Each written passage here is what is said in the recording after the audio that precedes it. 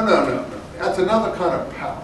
This is not Mescalito. This is something, Mescalito's unique power, a teacher, a protector. So what's the difference between him and an ally? He can't be tamed. He can't be used. An ally can be tamed.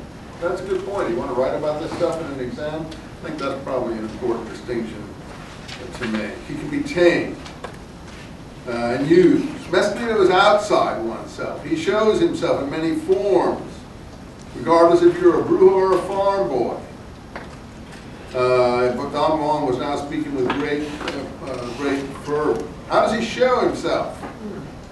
Oh, sometimes on rocks, trees, or just in front of you, on his hand. Does Mescalito talk? Yes, but not in words. He talks differently to every man, and so on and so forth. On the other hand, acquiring an ally required precise teaching. So that's a different sort of mystical, devotional activity. You need a teacher. There are many allies. You have to choose one.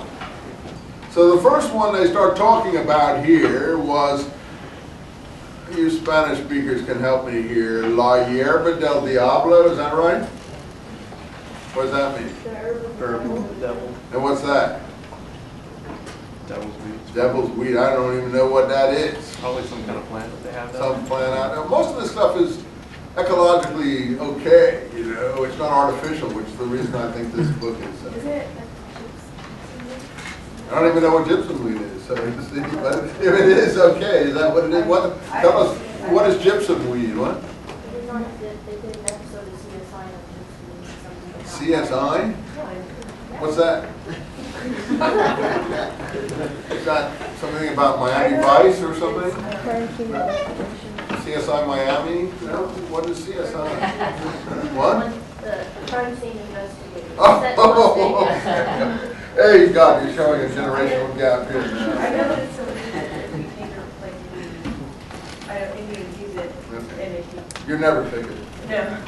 no, but I've heard that it you know it makes you it gives you a really hard trip, but I've also heard that if you take it wrong, Yeah. it can kill you. Well, that's pretty. I think that's pretty normal in these kinds of things, I guess. But he doesn't think it's as bad as Mescalito.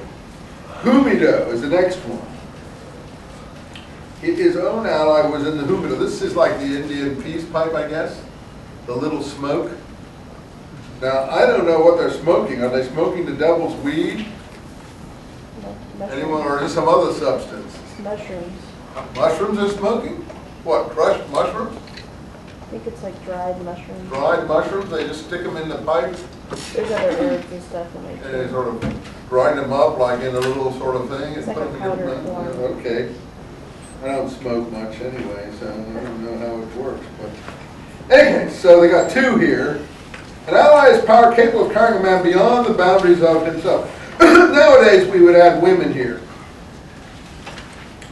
So Mescalito doesn't take you out of the boundaries. Doesn't that make him an ally? No, Mescalito takes you out of yourself to teach you.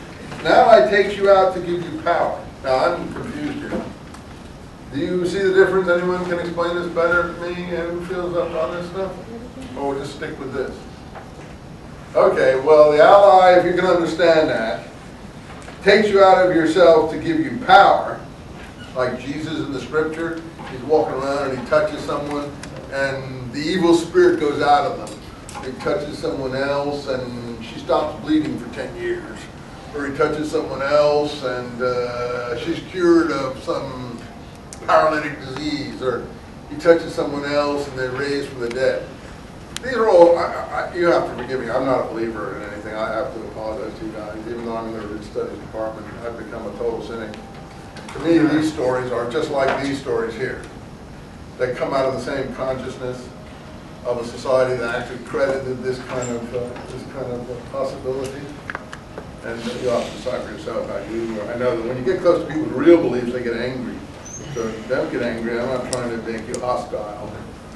see, we always like our own belief, as I said, but we don't like anyone else's. And seeing the Muslims are like that, and then they're lopping off people's heads, you know. It puts it to an extreme. They like their own beliefs, but they don't like yours and so on.